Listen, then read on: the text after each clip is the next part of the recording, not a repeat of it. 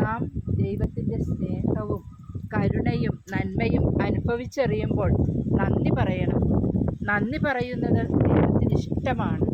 പിതാവായ ദൈവത്തിനും പുത്രനായ ദൈവത്തിനും പരിശുദ്ധാത്മാവായ ദൈവത്തിനും എന്നും നന്ദിയും സ്തുതിയും ആരാധനയും പുകഴ്ചയും സമർപ്പിക്കുവാൻ നാം പ്രത്യേകം ശ്രദ്ധിക്കണം.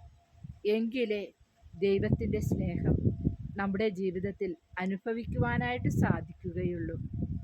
ഓരോ വൃക്ഷവും പ്രത്യേകതയുള്ളതാണ്. ചിലത് നല്ല കൂടാരം പോലെ നിൽക്കുന്നത് കണ്ടു, ചിലത് നല്ല കളർഫുള്ളായിട്ട് നിൽക്കുന്നത് കണ്ടു, ചിലത് കംപ്ലീറ്റ് പച്ചപ്പായിട്ട്, ചില വൃക്ഷങ്ങളിലൊക്കെ നല്ല നല്ല പൂക്കളുകൾ പൂത്തിളയുന്നു. ഇതൊക്കെ ദൈവത്തിൻ്റെ സൗന്ദര്യമാണ്, ദൈവത്തിൻ്റെ സ്നേഹമാണ്. പ്രിയപ്പെട്ടവരെ, നമുക്ക് നന്ദി നിറഞ്ഞ ജീവിതം എന്നും ഉണ്ടാകാനായിട്ട് പരിശ്രമിക്കണം. പ്രപഞ്ചത്തെ സ്നേഹിക്കണം, പ്രപഞ്ചത്തെ സംരക്ഷിക്കണം.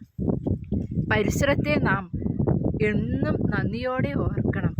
പരിസര അവബോധം നമ്മിലുണ്ടാകുമ്പോൾ നമുക്ക് സഹചരോട് പരിസര അവബോധത്തോടെ ജീവിക്കാനായിട്ട് സാധിക്കും. പരിസരത്തെ നമ്മൾ നശിപ്പിക്കരുത്, പരിസരത്തെ നാം മലിനപ്പെടുത്തരുത്. പരിസര അവബോധം നമ്മിൽ വളരുമ്പോൾ നമുക്ക് അനുകമ്പയും കരുണയും സ്നേഹവും ഒക്കെ ഉണ്ടാകും.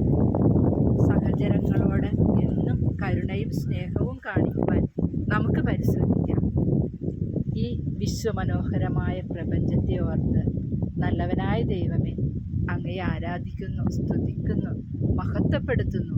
അങ്ങേക്ക് 1000 നന്ദിയും സ്തുതിയും അർപ്പിക്കുന്നു. ഈ പ്രപഞ്ചത്തെ കാണുവാനും ആസ്വദിക്കുവാനും ഒക്കെ ഞങ്ങൾക്ക് സാധിക്കുന്നതിന് ദൈവമേ നന്ദി, ആരാധന.